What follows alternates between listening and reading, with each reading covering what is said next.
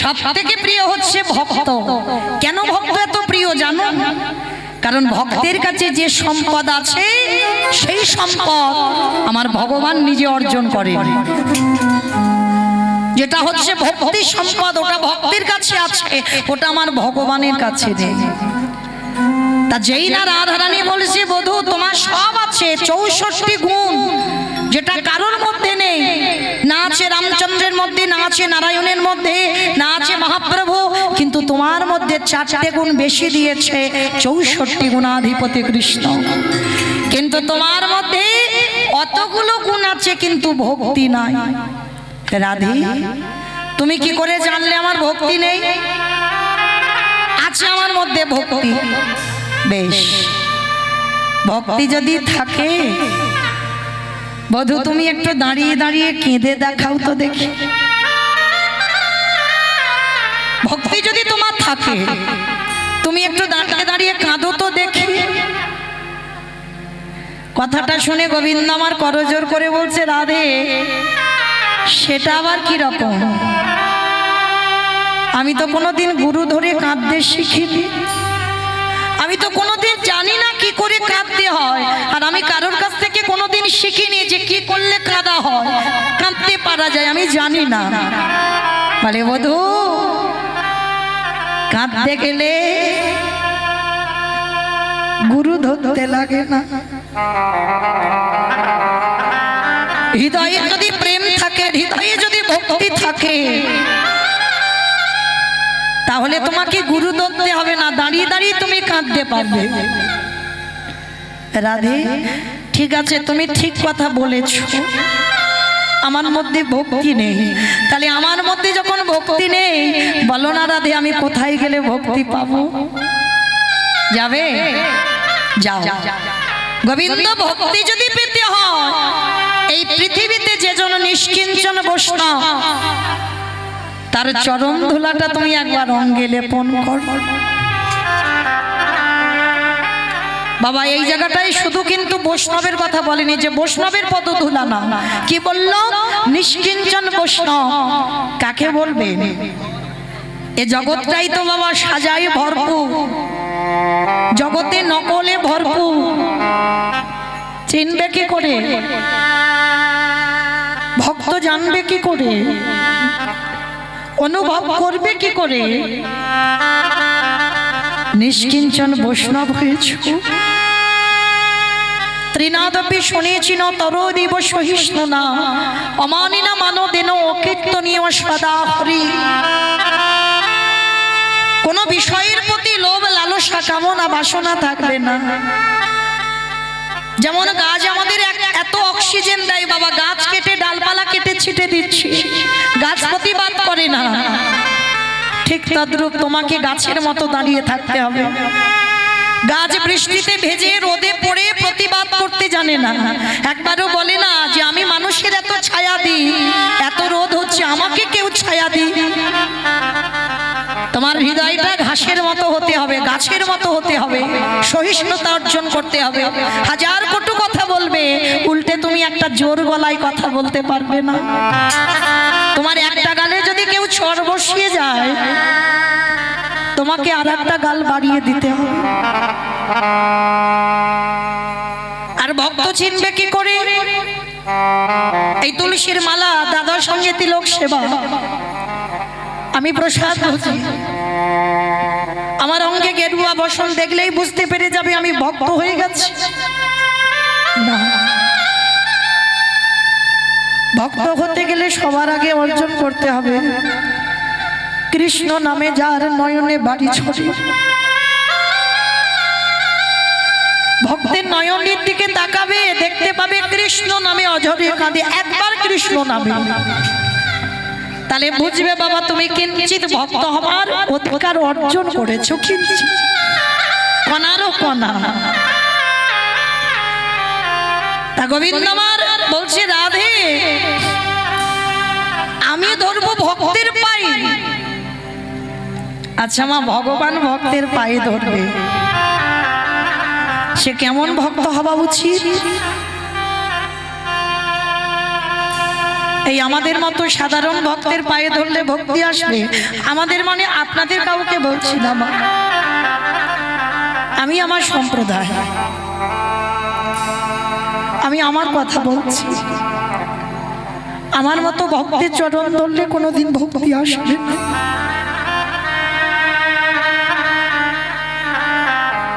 ভগবান মনে মনে ভাবছে কি এমন ভক্ত আছে যার চরণ ধুলা নিলে আমার ভক্তি আসবে।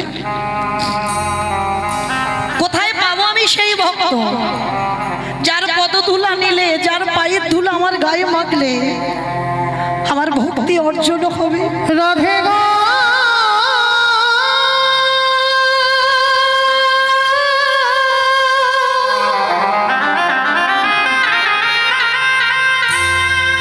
একেবারে বলি না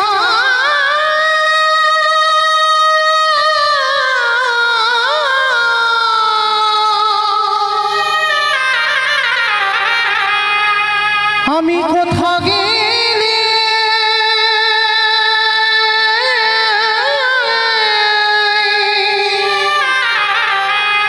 শুদ্ধ ভক্তে দর্শন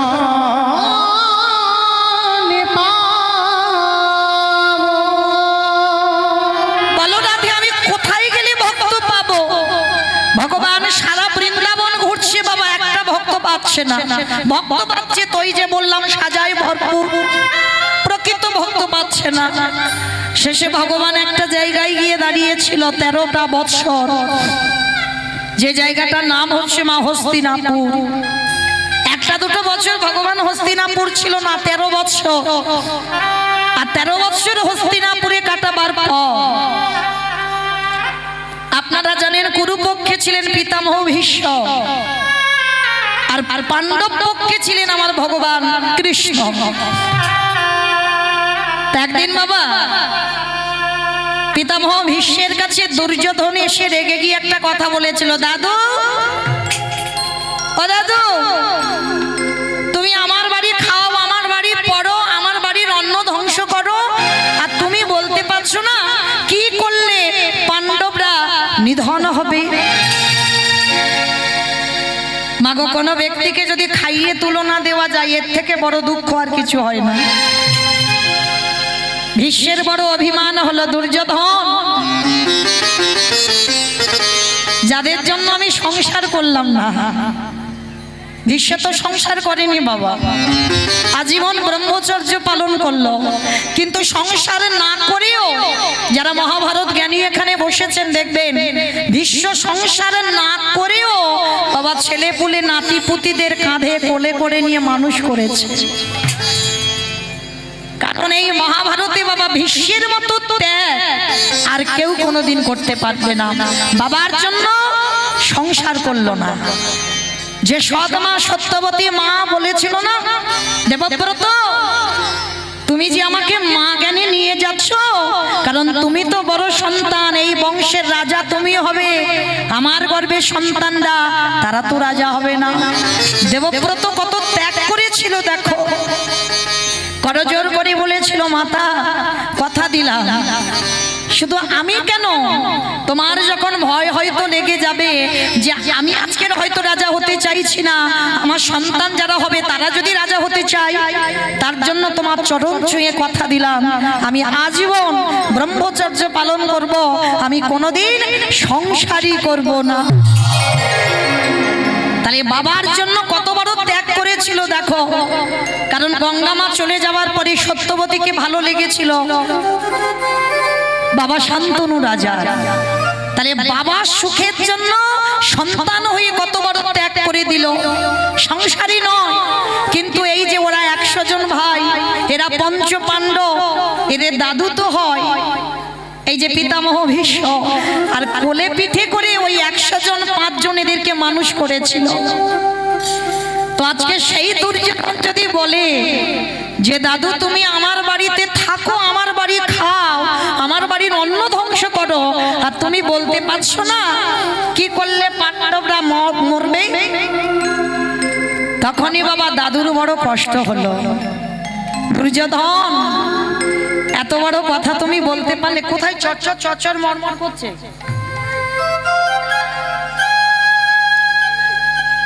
তুমি কি করে বলতে পারলে যে আজকে আমি তোমার বাড়ির অন্ন ধ্বংস করছি আর পাণ্ডবদের মৃত্যুর বান দিতে পারছি না? শোনো, এত বড় কথা যখন বললে, আজকে রাত 12টায় আমি ধ্যানে বসবো, আর 12টার সময় দুর্যোধন তোমার স্ত্রীকে আমার কাছে একটু পাঠিয়ে দিও।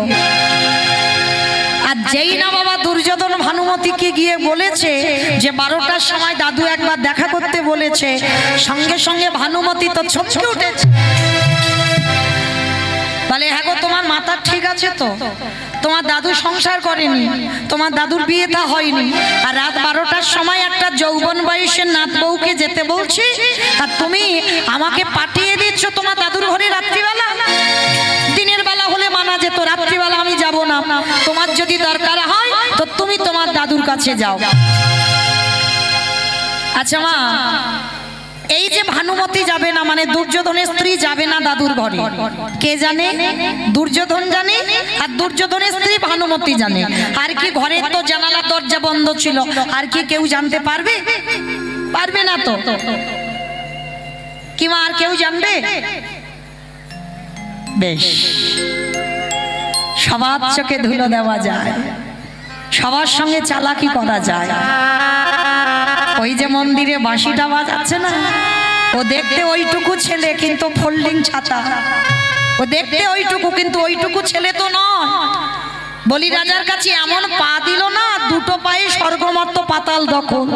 আর যখন পেটের ভিতর থেকে একটা পা বের করেছিল, বলল বলি কোথায় রাখবো, তখন জায়গা পেল না, বলির মাথাটা দিয়ে দিয়েছিল।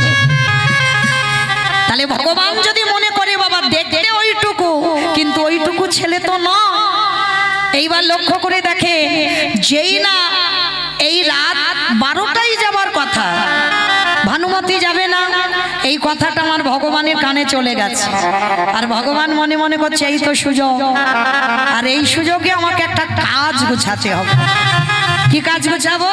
রাত 11টা বেজে গেছে, ভগবান তাড়াতাড়ি করে গিয়েছে ওই সখীর দরজায়। বাবা সখী কাকে বলতো ভগবান মহাভারতে? দ্রৌপদী। বাহ, মহাভারতে ভগবান দ্রৌপদীকে সখী বলে ডাকতো, দ্রৌপদী আমার কৃষ্ণকে সখা বলে ডাকতো। রাত 12টা বাজবে, এখন 11টা বাজে, রাত্রিবেলা কৃষ্ণ দয়াময় গিয়ে ডাকছে, সখী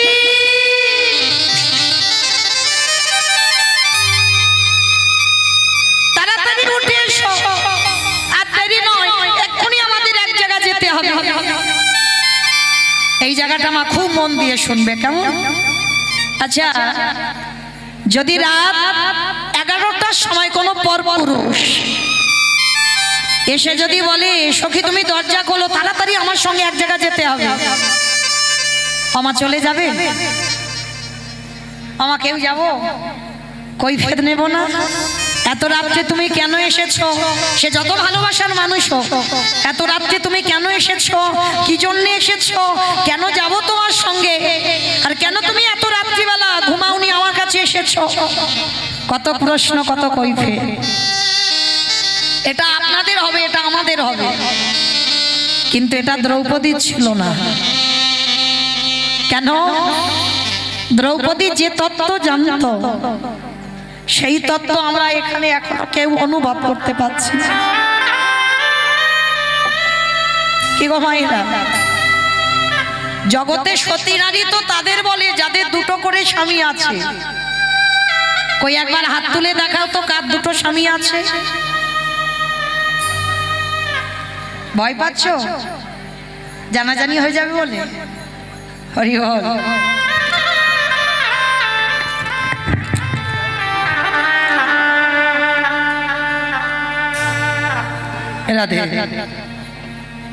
তাহলে মায়েরা, এ জগতে কারোর তো ভয় পাওয়ার কথা, আমি জড় জগতের কথা তো বলছি না হরিবাসরে।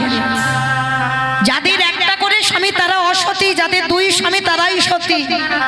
এক ঘরে পতি, এক বাইরে পতি। ঘরের পতিটা হলো আমার পরমাত্মা রূপী ভগবান। কোন ঘর? ইট বালি সিমেন্টে গাঁথা ঘর নয়, এই রক্ত মাংসে দেহে গড়া ঘর। এখানে যারা বসে আছে বাবা সবাই প্রকৃতি, কেউ পুরুষ নয়। পুরুষ তো একজন, তিনি হলেন আমার অনাদির আদি গোবিন্দ। কারণ এটা আমার কথা নয় বাবা, শাস্ত্রে মীরাবাই বলছে। সেই যে সনাতন গোস্বামীর সঙ্গে যখন বৃন্দাবনে দেখা করতে গিয়েছিল না, সনাতন গোস্বামী বলেছিল যে আমি বাবাজি মানুষ, আমি নারী বদন দেখি না। তখন মীরাবাই বলেছিল তোমাদের বাবাজিকে গিয়ে জিজ্ঞেস করো এ জগতে তিনি কত বড় পুরুষ হয়েছে। এখানে সবাই আমরা নারী, আর পুরুষ যদি থাকতে হয় একজনই আছে, তিনি হলেন আমার অনাদির আদি গোবিন্দ, যিনি হলেন আমার বিশ্বের স্রষ্টা মালিক ভগবান নিতাই গৌর। তাহলে মা এখানে নারী পুরুষ ভেদাভেদ নয়। যদি ভেদাভেদ থাকতো তাহলে বাবা এখানে বাঁশ বেঁধে দেওয়া হতো। দেখো নারী একদিকে পুরুষ একদিকে, কিন্তু এটা হয়েছে কি? হয়নি। কেন হয়নি? এটাই তো কৃপা মহাপ্রভুর হরি নামে। জাতি ধর্ম নির্বিশেষে নারী পুরুষ ভেদাভেদ নয়, কে নিচু জাত কে উঁচু জাত এটাও ভেদাভেদ নয়। সবাই একাকার হয়ে যেন মহাপ্রভুর কীর্তনে যোগ দেওয়া হয়। তাই তো আজকের সেই ভগবান যেই না দ্রৌপদীকে ডেকেছে, যে নারীটার পাঁচটা স্বামী, একটা নয় দুটো নয় তিনটে নয় 5টা স্বামী, সেই দ্রৌপদী পঞ্চস্বামীকে ফেলে দরজায় এসে শুধু একটাই প্রশ্ন করেছিল, সখা এত রাত হয়েছে তুমি ঘুমাওনি? একটা প্রশ্ন, তুমি ঘুমাওনি কেন? এত রাত্রিবেলা জেগে আছো। ভগবান সখীর হাতটা ধরেছে, সখী আর দেরি নয়, এক্ষুনি তোমাকে আমার সঙ্গে যেতে হবে একটা জায়গায়। তাহলে একটা পুরুষ হাত ধরে টেনে নিয়ে গেল, দ্রৌপদী সব ফেলে রেখে চলে গেল। তত্ত্ব কি বোঝালো? কি গো, এই যে আমি কীর্তন গাইছি, আমি কি বলতে পারবো মা কীর্তনটা আমি সমাপ্ত করতে পারবো? কি গো, এইখানে দাঁড়িয়ে বাবা যদি ভগবান বলে মমিতা আর তো সময় নেই, কারণ যতটা লেখা ছিল হয়ে গেছে, এবার আমি ডাকছি তুই চলে আয়, কি মা বলতে পারবো? বাড়িতে বাবা মা শ্বশুর শাশুড়ি আছে, হয়তো আমার ছেলেটাকে নিয়ে এসেছি, স্বামী আছে, সবাই আছে, কিন্তু বাবা মা তো আছে। আমি কি বলতে পারবো তাদেরকে দেখে তবে যাব? অনেক মায়েরা এসেছো, বাড়ি থেকে তো সবাইকে নিয়ে আসনি। এই সময় যদি বাঁশি বাজি আমার কৃষ্ণ ডাক দেয়,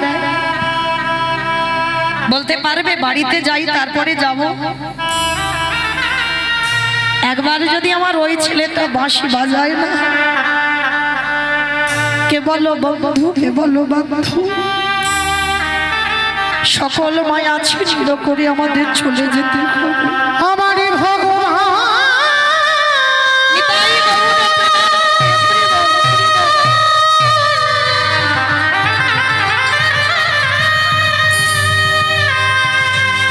যেদিন নাম ধরে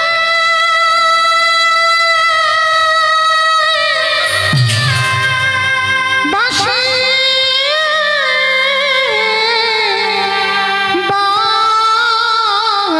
বাজাবে, কে বলে বন্ধু, কে বলে বান্ধব, সকলে ছেড়ে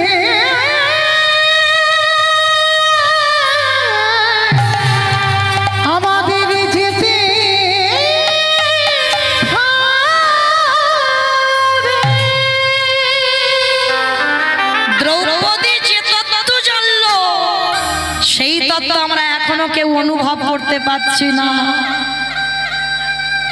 যেমন কারের জিনিস, ঘর বাড়ি রাস্তাঘাট সব পড়ে থাকবে, একে একে আমাদেরকে চলে যেতে হবে। ও তোরে সোনা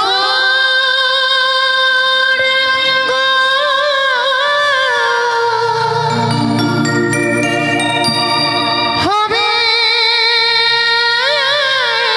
ভাঙনে, থাকবে না কোনো সাজগোজ, ও তুই যে থাকবে না এলাক পোশাক, পুরে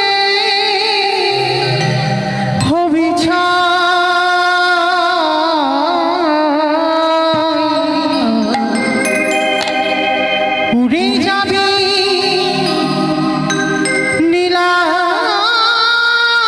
নীলাকাশে কয়লারি ধোঁয়ায়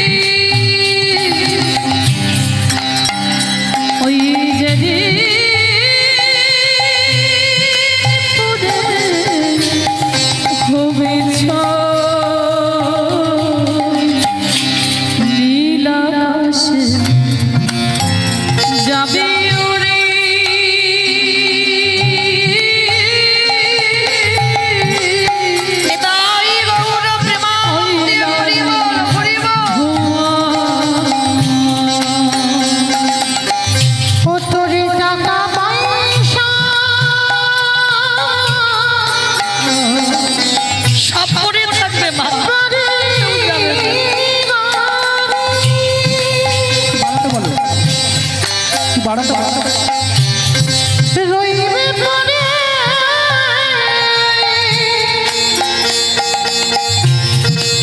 জমি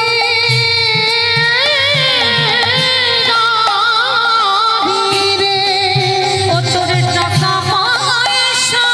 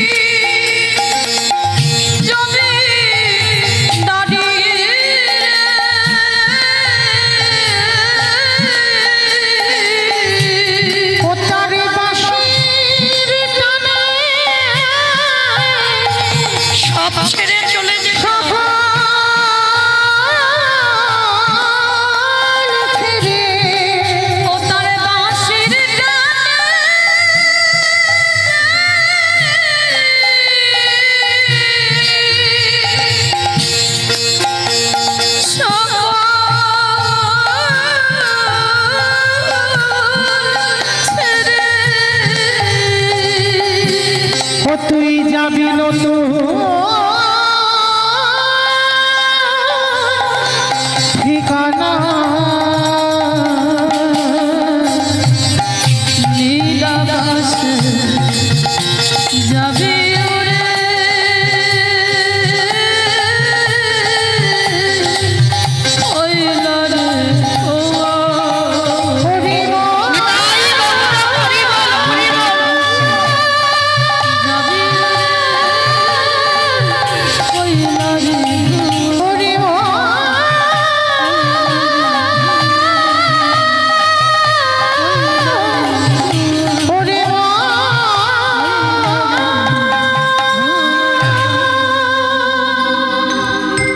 ভগবান কৃষ্ণ দ্রৌপদীর হাত দুখানা ধরে বলল সখী গো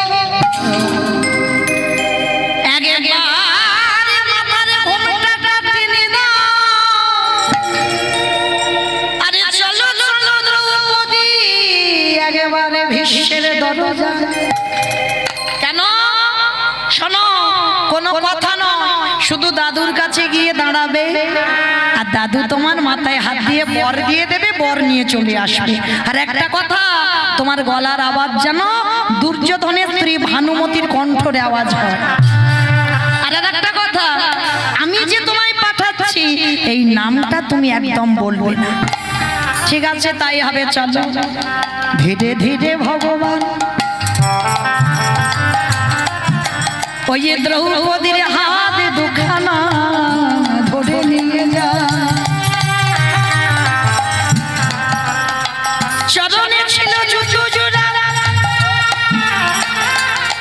ওই জুজুর আওয়াজ ফট করে হয়। ভগবান বলছি সখী তোমার ওই জুতোর আওয়াজ এত জোরে জোরে হচ্ছে দাদুর ধপস্যা ভেঙে যাবে। একটা কাজ করো, তুমি বরং ওই দরজার ধারে জুতো দুটো খুলে দাও। দ্রৌপদী বলল, কৃষ্ণ দয়াময়, তোমার কথায় আমার শিরোধার্য হলো। আমি জুতো জোড়া দরজায় খুললাম বটে, কিন্তু তুমি দেখো দেখো আমার এই জুতো জোড়া যেন কেউ নিয়ে চলে না যায়। হরি বল। কার কাছে কি দায়িত্ব দিচ্ছে দেখো, কেমন ভালোবাসা, কেমন প্রেম। কোনদিন এমন প্রেম করেছো? ভগবানের সঙ্গে দ্রৌপদী করেছিল। সখা জুতো জোড়া রাখছি, দেখো আমার জুতো যেন কেউ নিয়ে চলে না যায়। অনেক জুতো তো, তুমি জুতোটা মুনে বসে থেকো। ভগবান মনে মনে ভাবে সখী গো, এই জগতে অনেক ভক্ত আমি দেখলাম, কিন্তু তোমার মতো প্রেম, তোমার মতো ভালোবাসা এমন করে কেউ কোনোদিন আমায় ডাকে না। সখীকে বলছে যাও, তুমি যাও, তাড়াতাড়ি যাও। সেই সুযোগ বুঝে ভগবান মনে মনে ভাবলো, রাধে গো, তুমি তো একদিন মনে বলেছিলে ভক্তের পদধূলা নিতে হবে। দেখো আজকের এই দ্রৌপদীর পাদ ধুলা নিয়ে আমার কি হবে। এইবারে ভগবান চুপি চুপি করে গিয়ে দ্রৌপদীর জুতো জোড়া হাতে নিল, হাতে নিয়ে কৃষ্ণ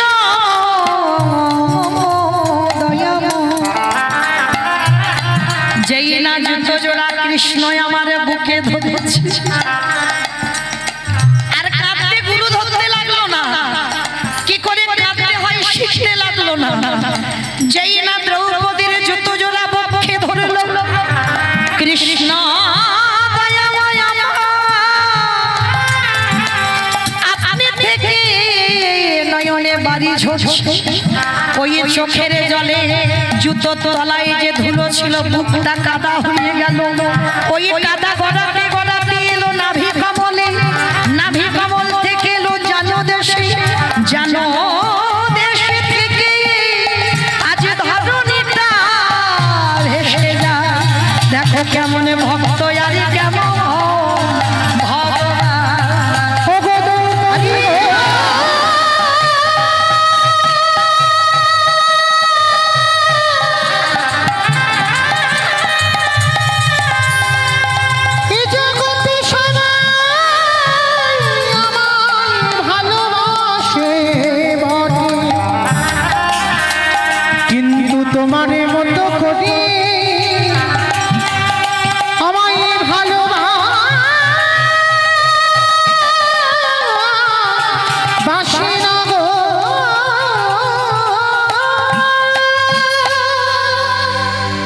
যেই না কৃষ্ণ আমার বুকে ওই জুতোটা ধরে কাঁদছে না, আস্তে আস্তে, একটাও কথা নয়, আর যেই না বুকে ধরে কাঁদছে, সঙ্গে সঙ্গে বাবা আড়াল থেকে দ্রৌপদী দেখতে পেয়েছে কৃষ্ণ জুতোটা ধরে কাঁদছে। দ্রৌপদী ছুটে এসেছে, সখা শেষ পর্যন্ত তুমি জুতো চুরি করলে। চুরি করলে কেন? তুমি তো একটু চাইতে পারতে আমার কাছে, যে সখী তোমার পায়ের জুতো দুটো দাও, আমি একটু ধরে কাঁদবো, চাইলে তো দিয়ে দিতাম। তুমি চুরি করলে কেন? বাবা ভগবান নাকি ভক্তের জুতো চুরি করেছে। সখী আমি যদি তোমাকে বলতাম তোমার পাদ দুটো জুতো একটু আমায় দাও, আমি একটু বুকে ধরে কাঁদবো, তুমি দিয়ে দিতে? দ্রৌপদী বলছে, সখা তুমি আমায় ভুলে যেতে পারো, কিন্তু আমি তো তোমায় ভুলিনি, আমি তো তোমায় ভুলিনি। আমার আগুন থেকে জন্ম, আমার সাধারণ মানুষের মতো জন্ম নয়, আমি অজনী সম্ভবা। আর যেদিন থেকে আমার জন্ম হলো সেই দিন থেকে আমার দেহ মন প্রাণটা আমি তোমার চরণে দিই। সখা গো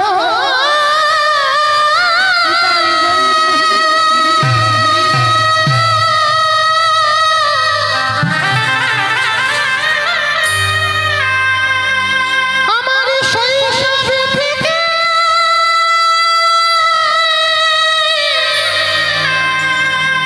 এই যৌবনে অবধি আমি কৃষ্ণ ছাড়া কিছু জানি না, কৃষ্ণ ছাড়া কিছু মানি না, কৃষ্ণ আমার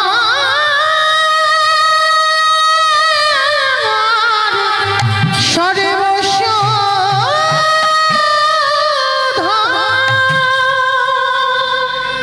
তাহলে আমার দেহ মন প্রাণটা যদি সবটাই তোমার চরণে সমর্পিত হয়, বলো না সখা, আমার এই দুটো পায়ের জুতো কি আমার? এ তো তোমার জুতো। আমার দেহের সবটা যদি তোমার হয়ে যায়, তাহলে জুতো দুটো তো তোমার। তাহলে তোমার জুতো তুমি ধরে কাঁদবে, এতে আমার আপত্তি করার কি আছে? দাঁড়াও, তোমার নিতে যখন অসুবিধা হচ্ছে আমি দিচ্ছি। দ্রৌপদী নিজে তুলে কৃষ্ণের মাথায় জুতো দুটো তুলে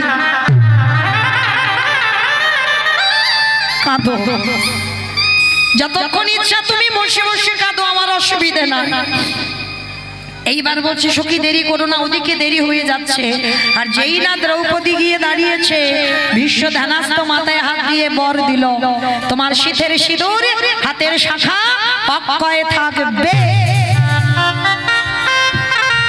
এত ভালো আশীর্বাদ আর কি বাবা, আসতে এত ভালো আশীর্বাদ কি আর বাবা হারানো যায়? সঙ্গে সঙ্গে নিজের কণ্ঠটা বের করে দিয়েছে, মানে দ্রৌপদীর গলা বেরিয়ে গেছে। আর যেই দ্রৌপদীর গলা বেরিয়ে গেল, সঙ্গে সঙ্গে বাবা একেবারে এক লাফ দিয়ে উঠেছে, নিজের গলা বেরিয়েছে। ভীষ্ম তো ধ্যানস্থ ছিল, চমকে একই দ্রৌপদী সত্যি করে বলো, তোমাকে কে পাঠিয়েছে?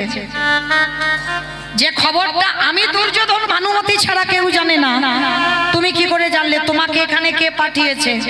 আর দেখবে মা, চোর যখন ধরা পড়ে যায় তার পরিণতিটা কি হয়, পরিস্থিতিটা কি দাঁড়ায়? সে ভয়ে থরথর করে কাঁপছে দ্রৌপদী, আর বারবার দরজার দিকে তাকাচ্ছে।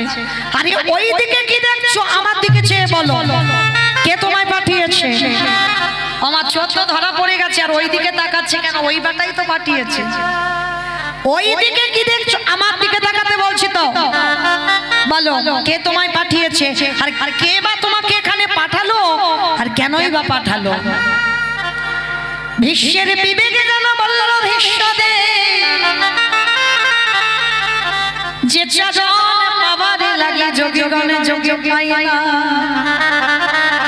মনিগণে মনে পায় না, ধ্যানীগণে ধ্যানে পায় না, সেহেন বাঞ্ছিত যার কৃপা পাবার লাগে সবাই বসে বসে কাঁদে। ভীষ্মদে চেয়ে দেখো তোমার দরজার বাগানে, যাকে ডাকবে বলে বাবার জন্য সবাই কাঁদে, সে দাঁড়াইয়ে আছে তোমার দরজা। যে তাই হরি বল, হরি বল।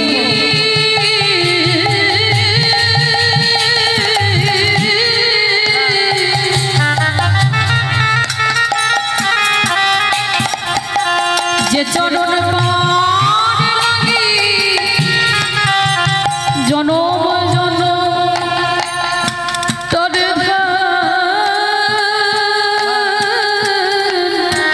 করে। সে দেখো বিশ্বকে দাঁড়িয়ে আছে তোমার বলে তোমার দরজা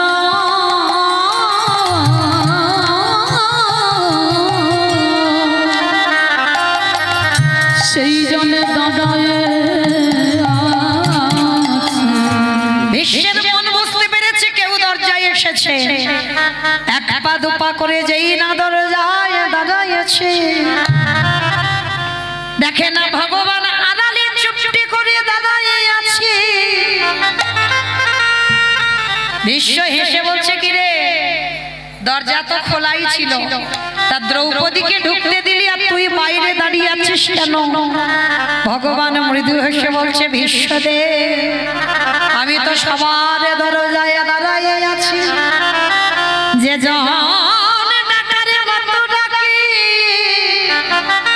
যে জন ভালোবাসার মতো বাসি, আমি ভগবান হয়ে আমি ততক্ষণ তার দরজায় ছুটে যাই।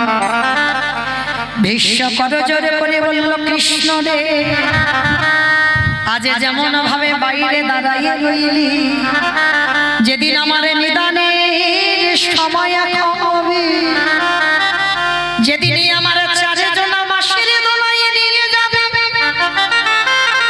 যেদিন মনে করব আমার ইচ্ছা মৃত্যু, কথা দে কৃষ্ণ তুই ওই সরসজ্জার পাশে দাঁড়াইয়া থাকবি। ভগবান করজোড় ভীষ্ম তুমি বোধহয় জানো না, এই জগতে আমি একজনের জন্য কেঁদে বেড়াই, সে হলো আমার ভক্ত চরণ ধুলা। নিশ্চয়ই আমি কথা দিলাম, যেদিন তুমি মনে করবে তুমি তোমার দেহ ত্যাগ করবে। আচ্ছা যেদিনে দেহ ত্যাগ করবে বলো, সেদিনে তুমি কোন রূপে আমারে দেখতে চাও? আমি বৃন্দাবনের কৃষ্ণ রূপে তোমার দেখা দেব, না দ্বারকার কৃষ্ণ রূপে দেখা দেব, না মথুরার কৃষ্ণ রূপে দেখা দেব? ভীষ্ম করজোড় করে বললেন, কৃষ্ণ দয়াময় যদি একবার দেখা দিতে আমি বৃন্দাবনের কৃষ্ণ রূপে দেখতে চাই না, মথুরার কৃষ্ণ রূপে দেখতে চাই না, আমি দ্বারকার কৃষ্ণ রূপে দেখতে চাই না। ও মা, সবাই তো আমার বৃন্দাবনের কৃষ্ণ রূপটা দেখে কি মা? গোপবেশরে বেণুকর, শ্যামে নব কৈশোরে নটবর, নরলীলা কি গো, ওই রূপটা তো সবাই আমরা দেখতে চাই, আর সেই ভুবন মঙ্গল ভোলানো রূপ ভীষ্ম তুমি দেখবে না, তাহলে কোন রূপ দেখবে? ও হে কৃষ্ণ দয়াময়, দেখাতে যদি হয় তুমি আমার সেই রূপ ধরে দেখিও। কোন রূপ? কুরুক্ষেত্রের রণাঙ্গনে যখন তুমি অর্জুনের সারথি হয়েছে, তুমি ঘোড়ার লাগামে ধরেছিলে, তুমি সবার সামনে দাঁড়াইছিলে, তুমি নিচে দাঁড়ালে, অর্জুনকে রথের সিংহাসনের উপরে বসালে। আমি ভালো করে দেখলাম অর্জুনের মাথায় ছাতা আছে, কিন্তু তোমার মাথায় কৃষ্ণ ছাতা ছিল না। আমার দেখে কি অনুভব হলো জানো? ওই সত্য ত্রেতা দাপরে দিয়ে গেলাম ভক্ত ভগবানের চরণ তলে বসে, আর কুরুক্ষেত্রের রণাঙ্গনে আমি কি দেখলাম জানো? ওই ভগবান ভবে ভক্তের পায়ে আমি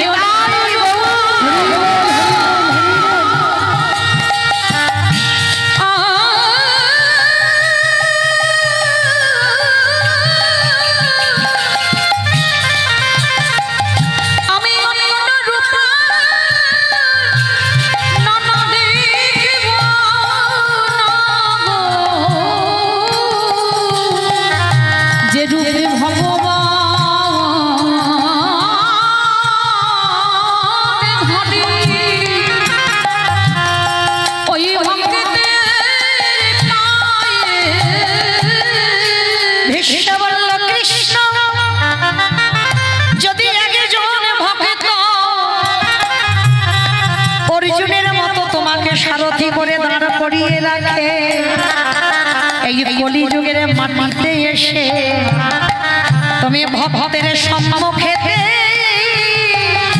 এমন ভাবে দাঁড়ায়ে যেও হরি বল। শুধু এক জন্মে না,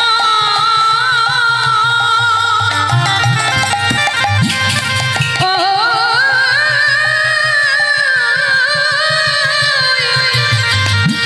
প্রতি জন্মে জন্মে তুমি এমনি করে দাঁড়িয়ে থেকো।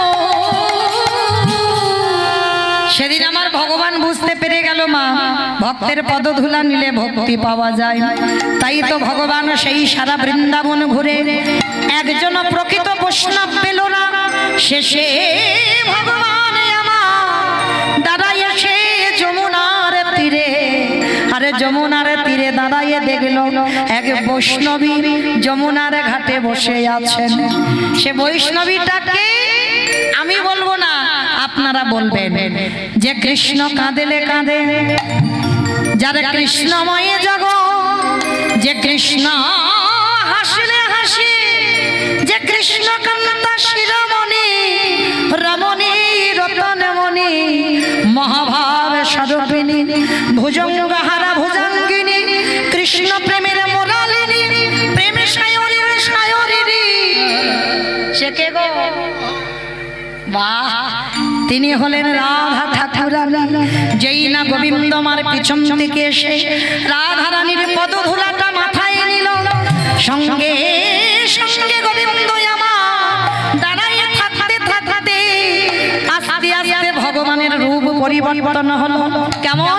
বাঁকা ছিল সোজা হলো, বাঁকা ছিল সোজা হলো, আজে বাঁকা ছিল সোজা হলো, মূর্খ ছিল পণ্ডিত হলো, ছিল পণ্ডিত হলো, চুলি ছিল নাড়া হলো, চুলি ছিল নাটা হলো, কালো ছিল ফর্সা হলো। কালো ছিল ফর্সা হলো।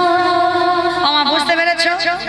বাঁকা ছিল সোজা হয়ে গেল, কুচকুচে কালো ছিল একেবারে টকটকে ফর্সা হয়ে গেল, মাথার চাঁচর কেশর চুল কত বড় বড় সে কেটে দিয়ে 24 বছর বয়সে নাড়া হয়ে চলে গেল। মূর্খ ছিল পণ্ডিত হয়ে গেল। তাহলে ভগবান ভাবলো, হায় ভগবান, একটা নারীর পদধূলা নিয়ে যদি আমি ভগবান এত রূপ পরিবর্তন হয়, একটা বৈষ্ণবীর পাদ ধুলা নিয়ে এইবারে যদি আমি হাজার হাজার বৈষ্ণবের পদধূলা পাই, তাহলে আমি ভগবানে আমার কত পরিবর্তন হবে। তাই লোভে বশীভূত হয়ে সেই ভগবানই আমার এলো কোথায়? গোবিন্দের গো শ্রীমতী রাধা রানীর রানী এসেছে কোথায়? নবদ্বীপের মাটিতে। আর নবদ্বীপের মাটিতে এসে গোরা নাম নিয়ে কি করলো জানো? নবদ্বীপে কি করছে? ভক্তদের সঙ্গে নিয়ে কেহ বলে পুরাবেতে রাবণ বধিলা, কেহ বলে পুরাবেতে রাবণ বধিলা, কেহ আমার উলু কই? মাঠে মাঠে দাও একটু জোরে। কেহ বলে পুরাবেতে রাবণ বধিলা, কেহ বলে পুরাবেতে আমার গোরারি গুনা গুনা গুনা গোরারি।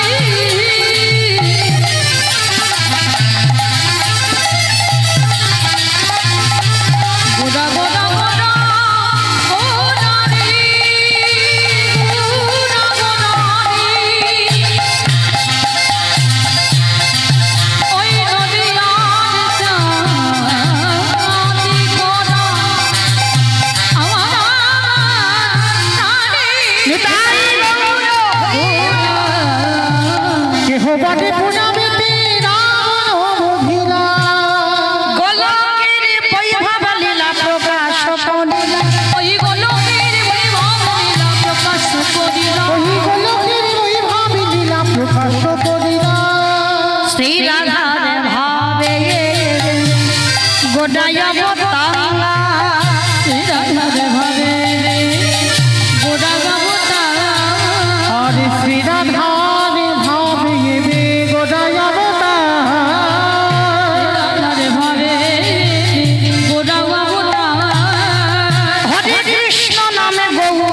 করিলাম প্রচার ওই হরে কৃষ্ণ নাম গৌর করিলাম প্রচার। এবার হরে কৃষ্ণ নামে গৌর করিলাম প্রচার। এইবার লীলা প্রকাশ হলো এইবারে লীলা প্রকাশ হলো, এইবার লীলা প্রকাশ হলো এইবারে লীলা প্রকাশ হলো। গোলকের বৈভব লীলা প্রকাশ করিলাম গোলকের বৈভব লীলা প্রকাশ করিলাম।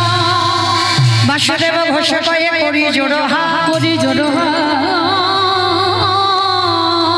অবজে গো সেই কৃষ্ণ সেই তো জগন্নাথ সেই তো জগন্নাথ। আহা বাসুদেব ঘোষে আহে এইবারে লীলা প্রকাশ হলো। বাসুদেব ঘোষে করে এইবার লীলা প্রকাশ হলো। বাসুদেব ঘোষে করে এইবার লীলা প্রকাশ